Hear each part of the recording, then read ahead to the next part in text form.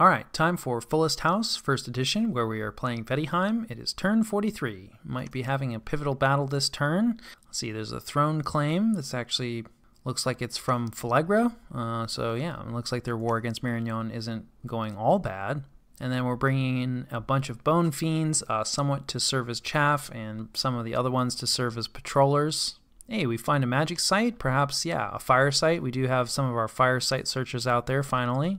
Our blood hunting was uneven, so yeah, maybe I have to take a look at that. This is perhaps kind of a lighter group. I think that these are all level 1 blood hunters, so yeah, definitely a significant difference, though we do have 2 extra hunters here. And then we see an attack from Marignon. This is probably on top of the fort where they pulled the earthquake trap last turn. Yeah, it does look like it. But yeah, no. The Marrow, they decided to double down or, you know, just leave everybody in place. I can't actually tell if this has been reinforced. And this looks like it's more or less a ping. And it's definitely not going to work out in this case, but I do think this is a pretty reasonable, you know, just peek outside of the fort rather than just peeking out with a lone commander. Because, you know, if the enemy just leaves like one commander or just a tiny bit on top of your fort, and if you just poke your head out and then retreat, then you'll have to stay in. Yeah, the other thing too, anytime you're up against a nation that can drop rocks, just forcing battles against them might cause some casualties as rocks come down. But, you know, this isn't too much gold to be risking if the enemy does choose to hang out, which, of course, that's what they chose to do in this case. So I guess Marignon did not have an army ready to go, or at least wasn't confident in it yet. So, yeah, they do manage to cause some friendly fire, but otherwise don't really manage to accomplish much. So we'll have to keep an eye on that. And then we get attacked somewhere that is not Abysia. So, like, really... yeah, just raiding around, I don't know. You know, I mean, it's definitely annoying for me, unquestionably. Like, anytime you can take provinces from your enemies, that's not like a bad move. But they don't have any free forts, right? None of their forts are unlocked. So, you know, they don't draw any income. They don't draw any gem income from any of these provinces that they capture. So, you know, it does hurt me a bit. And, you know, it is annoying, right? Because it's... especially when you just kind of randomly bounce around, very difficult to predict. So, you know, in that sense, it's good, but these guys now won't be able to assist. Now, I don't think we're going to get the crack this turn, so maybe the plan is to double back, right, and join in the battle once, you know, the crack actually happens. But hopefully they have, you know, Pangea has less time than they think because we've brought a lot of additional siege strength. And then, yeah, this is not the Zieden stack. So, again, absolutely no mage support. Okay, I say absolutely no mage support. There is one fellow here who actually looks like a hero and has quite a bit of leadership. He's a blood 3, but I don't see any blood slaves here with him. So I think he's just more or less being used as a commander. There are a few Zieden here. Looks like they're on guard commander. Although, like, yeah, Raga's mundane troops are pretty dangerous, and it looks like this is on top of Abyssia's capital, right? So this looks like all PD. They chose not to patrol for whatever reason. They did have a non-aggression pact, so I'm assuming that Abysia canceled it. At least, you know, since Raga claims that they have never ended any non-aggression pact, and they've been fighting purely defensive wars. So yeah, this is not going to work out for Agartha. Raga's like regular troops are pretty good too. I think these cataphracts particularly are pretty nasty. They even have a bow, although I think sometimes that kind of works against cavalry that have bows. They do some weird things sometimes.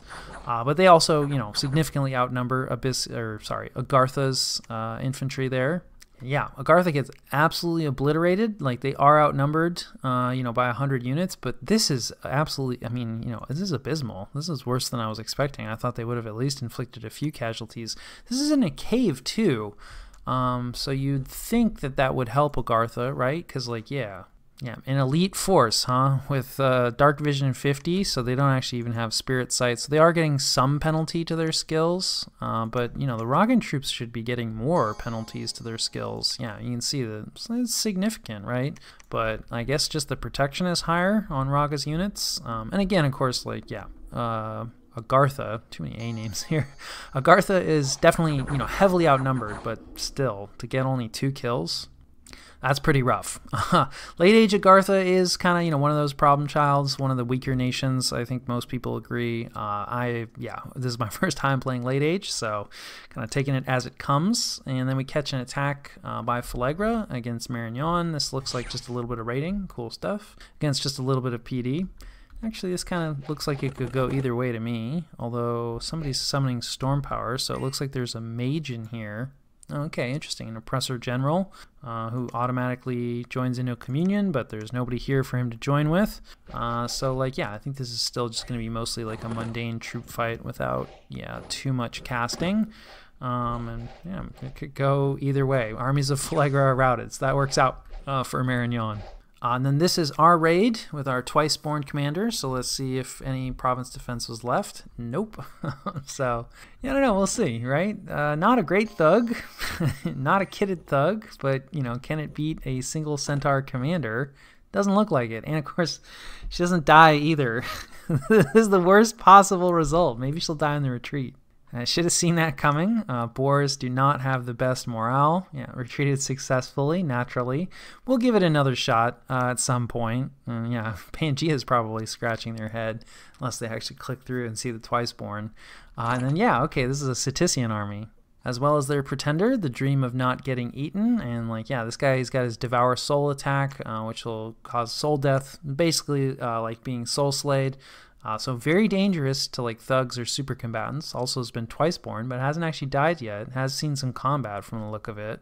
Otherwise, looks like normal late-age Cetis stuff, which is mostly undead units. Particularly these chariots are pretty nasty since they're tramplers, but they also have a lot of death mages here.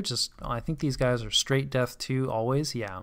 Which is pretty useful. You can make a lot of skeletons with Death 2, and there's a grab bag of independent mages and other mages, so probably see a few battlefield wides. I think this is an ice fortress, because that's what Atlantis constructs in the late age, and Atlantis doesn't have too much left, but they do have a decent number of fairly high level casters. Doesn't look like any of them have been given gems though. So I don't know if Atlantis is just out or doesn't really have the research, but still, that's kind of a scary amount of mages. They could definitely deal some damage. They're not going to be able to win, especially with Wailing Winds coming from Cetis. So actually I think this will probably be over fairly soon, although they do manage to plug the gap pretty effectively. But we can start to see some routes from the mages from Wailing Winds. Wailing Winds is really rough, especially when you're defending a castle, because I feel like usually you're outnumbered, so you're just trying to delay the battle, and it's very difficult to delay the battle against Wailing Winds. We are not going to love Wailing Winds since our morale is not great, and that more or less works out for Cetis. They do lose some of the pre-summoned long deads, and they do lose some Tomb Chariots as well, probably mostly to banishment, but I imagine these casualties aren't particularly bad. And of course, as tradition dictates, they lose all of their Sacred Serpents. And then of course Atlantis loses everything, and this is actually pretty significant. There's a lot of mages, including heroes, so we knew Atlantis was on the way out. That's why our host is playing them, since the other player, you never know, maybe they had to step down for health reasons or whatever, but oftentimes when things get dire, people just sort of disappear. And it's looking pretty dire for Atlantis, so they probably won't be with us for much longer. Speaking of dire, here's the assault against Pangea. A ton of Hydras, which is something that I think Middle Age Pythium can recruit as well, and Sauromatia in the early age. And of course, here's all the Lar Thugs, who will soon be raiding our territory. Fantastic. And then Foul Vapors, also coming from Pythium. And then, a bunch of bugs from inside here. Unfortunately, Strength of Giants, there isn't really any poison resistance. So, this is pretty much the play that, we were planning on doing until very recently against Pangea as well. And, I think it's going to work out pretty well. There's also Howl coming out. This is coming from Pangea. But I just don't think it's going to matter because these mages are going to die and or retreat, from the poison damage. But they are at least blocking the gate really effectively. And I might have spoken too soon. Hydras are not great. They have a really strong poison aura, and they can be kind of hard to kill. The big ones have decent regeneration. but they also have a lot of HP. Yeah, so I think they might have triggered an HP route, right? And they just, yeah, they don't have a lot of protection, so they tend to route. So there you go. I was wrong. But I do think it was somewhat painful for Pangea. And I do think that that would have worked out for us because we aren't relying on Hydras. And this is actually great news. You know, anytime that you have some neighbors, like you want them to be fighting horrific, you know, attrition battles against each other, and that's more or less what this looks like. Somehow all the Lars died, which I'm actually kind of shocked about. I'll have to go take a look and see what happened to them. But this is perhaps the best news, right, of maybe the entire turn so far. Because I was really not looking forward to these guys coming out and, you know, contesting a bunch of our provinces. And, you know, now they can't. Those guys have a lot of kit, some of which maybe, no, because Pythium lost. So I'm assuming Pangea gets to pick up that kit. And then otherwise, even aside from the Lars, the mage losses for Pythium are pretty heavy. And I think this may kind of end them as a threat. Not end them, but, you know, they're not a very large nation, so they can't as easily replace, you know, large mage losses like this. They just don't have the infrastructure for it. So while we've taken some losses, right, that look kind of like this, or even worse, since we have a lot more forts, you know, we're able to more quickly, you know, ramp our mages back up. So this is really good news. For Pangea, they actually do pretty well. They, you know, lose some chaff, that's fine. They lose one of their last dryads, also good news for us, right? These are the seducers that can assassinate our guys. And they lose roughly half of their sages. So a pretty significant loss, although the Pan survives, and their god as well. And I imagine the Pan is mainly responsible for the bugs. So in a lot of ways, Pangea could do this again. But yeah, Pangea doing a really good job defending their capital, which is really working out for us. And then speaking of, well, this is probably not going to work out for us. So famine struck, that's not too bad. Wow, this was an extra bad lab fire and failed experiment. So somebody got diseased, cursed, and then 2 hags got wounded, which is not great, but it's not the end of the world. Although this might be in our Enchantress, I hope it's not... I think I forgot to mention it, but we managed to random an Earth 3 Enchantress last turn, or the turn before, and she was doing some site searching here, or at least I think it was here, so hopefully she was not one of the ones that was diseased or wounded. Cursed wouldn't be the end of the world, but yeah, normally this kind of event not such a big deal, but if it gets the wrong mage, it can be kind of a big deal, and then yeah, we lose some tax, that's okay, and then hey, there's going to be a death match. We probably still will not compete. I don't know. Maybe we'll send somebody. And then we lose a scout to some Filegrin patrol.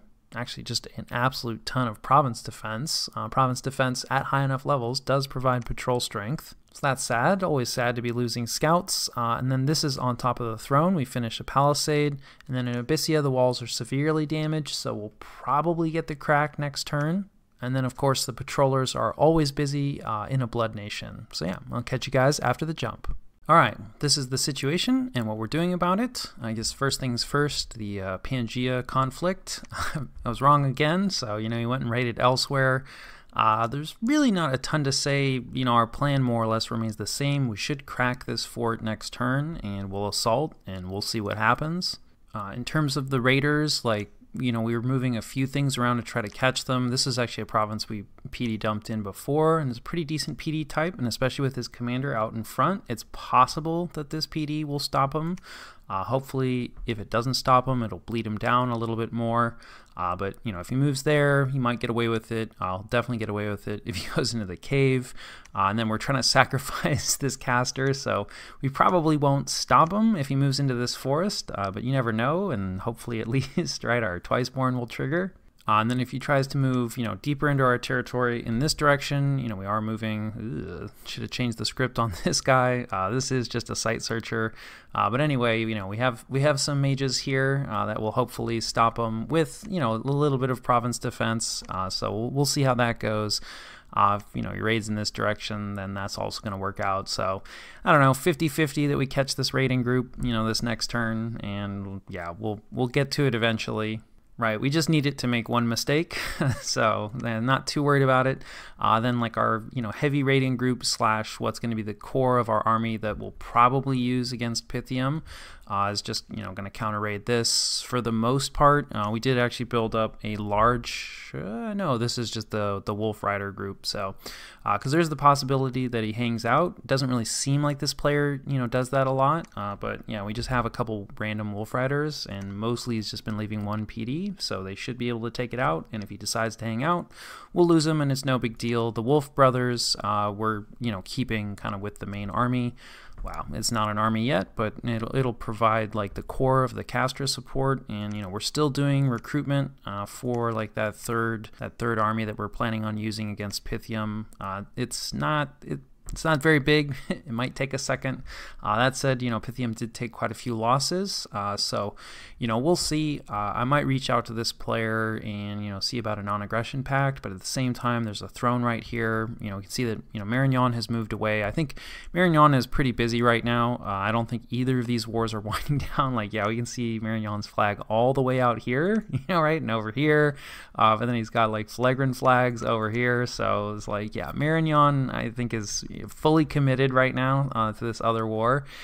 We haven't really talked. I've been busy, they've been busy, and I can kind of see from the scouting what the situation is. So we'll probably try to pinch this stuff off, and then I do need to reach out to Satis. I have not done that yet. Satis will want to close out this war with Atlantis first, and I think Relay still has all the underwater, so now there's just the capital left, so probably won't take them too long, and then maybe they're interested in joining me against Pythium. Hopefully they are, because what we're assembling probably won't be able to go the distance against all of Pythium's holdings, but if he's getting attacked by 2 players, I think the army will be enough to pinch off probably really just these 3 provinces is all we're interested in. And if for whatever reason, we end up signing a non-aggression pact with Pythium, or whatever, we don't need the army against Pythium, we can then just direct it against Raga, so it's not like it won't get used. Speaking of Raga, yeah, that ship has sailed. Like, let this be a lesson to me to not make any diplomatic commitments, before, right? Don't count your chickens before they've hatched. So yeah, we're just, still planning on attacking Raga, but there have been some developments with Gath that might force us to delay it even further. So I think I mentioned, I can't remember. Regardless, I did reach out to Gath and offer to accept the non-aggression pact, and I think they agreed. It wasn't very clear, so I should probably try to clarify that. But as part of their unclear statement, basically they just said that it's like, well, if you're gonna attack Potala, make sure you have poison resistance, which sure, fair enough, snake people. But they said that essentially it sounds like they're gonna leave Potala as is because they're about to attack Raga. Which is fine, other than the fact that we were kind of planning on cutting them off from a lot of Raga's holdings.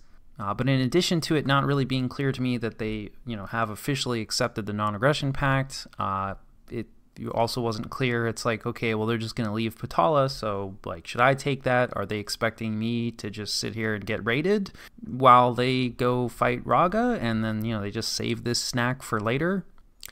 So I think I'm just going to treat it as assuming that we have a non-aggression pact 3. If it turns out that that's not what they felt and they attack us, I'm okay with that. I won't get bent out of shape. Versus, if I decide I'm going to attack them, I'm okay with giving them like a 3-turn warning. But we're definitely going to do, letter of the law, and we're going to go after Potala. We need, they shouldn't exist anymore. This should have been handled a long time ago, and it's kind of preventing some of our site searching. And then we talked about how we want a fort here. And like, yeah, they have a raiding group here now. Well, the Bandar warriors can't actually raid across the river because previously they've gone across the river before, just sort of like keeping their cap circle free. But considering like how long this has been going on, and how weak of a response both Gath and I have had, it wouldn't surprise me if Potala decided like, okay, well, if you're not going to do anything about it, I'm going to start raiding deeper into your territory. So we were planning on waiting like 1 or 2 more turns before moving out with the army, and we still are, because we need to summon in some more chaff. So this is more just like anti-raiding forces that we're moving out, the same kind of stuff that we've been doing, just like point buffing little groups. I do need to get out of this game though. Our research is definitely suffering from mobilizing all of these mages, so yeah, we're definitely looking to build some different kind of armies in the future. Not 100% sure what those are going to look like yet. But yeah, it's pretty expensive in terms of research. But, you know, it should definitely turn around his raids, assuming that they happen. And even if the raids don't happen, then we'll push forward with, you know, our sort of little counter raiding groups, because I think they're also going to raid just fine. And, you know, we have a pretty similar thing going on here. So like, you know, these two groups are going to form a good chunk of this army. Otherwise, we are bringing forward more or less, you know, the chaff that we do currently have to this fort here. And then, you know, we're doing more recruitment, and we'll do probably like 1 or 2 turns of summoning here as well. And then we'll just move out, and we'll probably just march along here. And I was talking about building a fort here, but I actually think we're going to jump on Potala's capital first now, because we don't really need the army to sit here, right, if we have Potala's capital locked down, and then, you know, they can't come out and raid us. So we'll see. You know, like I said, I'm not going to ask Gath for permission for this. Like, this whole situation has been a little on the ridiculous side. It's not like Gath hasn't, you know, put pressure on Potala. Like, we know that they've had at least 1 failed attack, probably 2 failed attacks. So if anything, it's really more on me. You know, I just shouldn't have left it this long. But of course, you know, we had our own failed attacks. We had other things going on. But with Gath deciding to switch focus to Raga, like, okay, well, you know, we need to handle this situation. So that's the plan down here. But that does mean that we're probably going to hold off on, like, launching our raids against Raga. Part of me was just like, okay, well, we should start, like, raiding immediately along the border here to try to, you know, beat Gath to the punch. But, you know, then I thought about it more, and it's like, well, I'm pretty sure that we can beat Gath. I mean, I don't know, maybe not. But it feels like a bit of a coin toss in terms of, like, is it going to be worse to fight Raga, or is it going to be worse to fight Gath? And it's like, I could go either way. So it's like, you know, if Gath wants to attack Raga, like, that's fine. We're going to continue to push raiders into this territory, right? Because, like, we do want this. And then, you know, eventually maybe it's like, hey, you know, something like this is not, like, the worst shape for us. That's a lot of territory to be coveting, but, you know, we'll see, maybe. But anyway, in the short term, we're going to continue to push raiders into this area, and then if we end up raiding against Gath or we end up raiding against Raga, sort of like, either way. We may still attack Raga, like, sooner rather than later, but just, like, more along our border. But I really do want to wait before starting another war, considering that we're, like, sort of fighting 3 factions. Like, all of them are relatively small, so it's not nearly as bad as that sounds. It's like, oh, a 3v1. It's like, kind of. But we are kind of being pulled in, you know, a couple different directions, definitely. And, you know, our little stubby goblin legs are not that fast. So, like, yeah, the fact that all these places are fairly far apart from each other does increase the challenge. To that end, siege strength is a big problem. Once we finish Blood 6, we're going to go to Conjuration 6, and this is mainly for Eagles. Eagles are, of course, great siege strength. I just wasn't really planning on having a lot of air gems, but, you know, or air mages for that matter. But since we have the Throne of Air, like, we have both of those things now, and, like, yeah, Great Eagles for siege strength would be really nice. The Giants are much faster, but since they're only coming from our capital, like, they're starting to get, like, farther and farther away from the places that we're going to need a siege. So, like, yeah, I think for our next set of siege strength, we're going to aim for Great Eagles. Otherwise, of note, we are going to get into the horror game. So I noticed, like, some of our casters, I figured that our Astral 2s would be useful, and they are. And one of the spells they can cast with a couple boosters is Send Lesser Horror, and these guys are really good against, you know, relatively light, even medium levels of province defense. So, you know, we're going to start sending these against Potala as raiders, and we'll just continue to use them as raiders. They don't actually capture the province for you, but they just leave it in a state where there's absolutely no province defense left. It's just like a neutral province, not even, like, independent. So it can be captured with anything. Traditionally, people use scouts, right, to capture those provinces. So I think we are recruiting, yeah, another scout. We need a lot more scouts.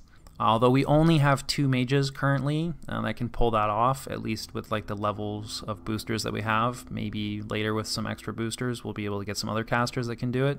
But still, that'll be a nice increase in our rating pressure. Otherwise, we are starting our blood hunting operation up here. A little on the risky side, but yeah, we need to get rolling on that definitely. So I think, yeah, we're moving into blood 2, so she'll kind of be leading that blood operation, and we'll probably move like some of the blood mages that we moved out for this army, assuming all goes well. We'll, you know, move some of them back to do more blood hunting here, and we are bringing in some more birds, 4 patrollers. That'll hopefully be the last set of birds that we use, because great eagles aren't super expensive, but they're not cheap in terms of air gems. And yeah, if you could choose between Call the Winds and Great Eagles, definitely go with the Great Eagles. That said, I do like to use these birds to lead around the eagles, at least from like a logistics standpoint. These guys are pretty squishy, so taking them into battle is scary. But since they can fly, right, you can have them fly around the Great Eagles, you know, just in your back line, and yeah, it makes life a little easier and gets your eagles around faster. Otherwise, like, forging is relatively normal. We are forging another Armor of Souls, which I believe we'll need Right, we already discussed that. We'll need that to bring in our just vanilla demons, which we'll get access to next turn. And then we'll probably hold off on further blood boosters, at least for the moment, and, you know, try to build up a good bank with an eye to maybe casting Illwinter in the not too distant future. And then probably the last thing of note is we're going to go after these vampires, because, you know, we do have a bunch of death mages, and vampires are undead, so, you know, I think, yeah, mostly like dust to dust. Don't actually think we have Withered Bones yet, which would definitely be better. Yeah, this is only Area of Effect 1. So we'll see. I am a little bit concerned about this. We do have, we're using, what, 3 nature gems? Yeah. Really trying to cut down on my gem usage when taking out Independence, but we don't really have a Thug right now. Of course, you know, it does cost a lot of gems to set up a Thug, but once you set them up, in theory, you can just keep using them over and over again. They won't cost you any more gems.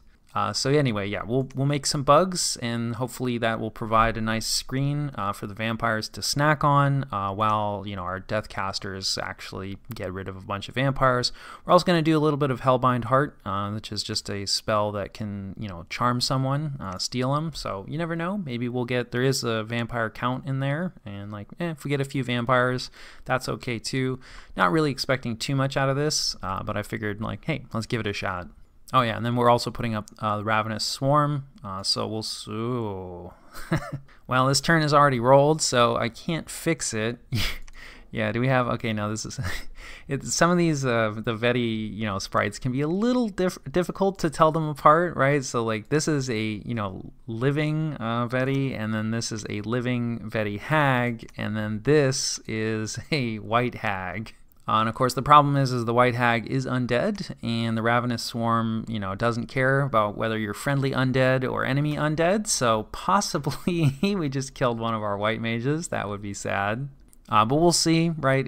I think it's somewhat random in terms of what it targets, and there's a lot more vampires than our like one mage. But yeah, that's not good.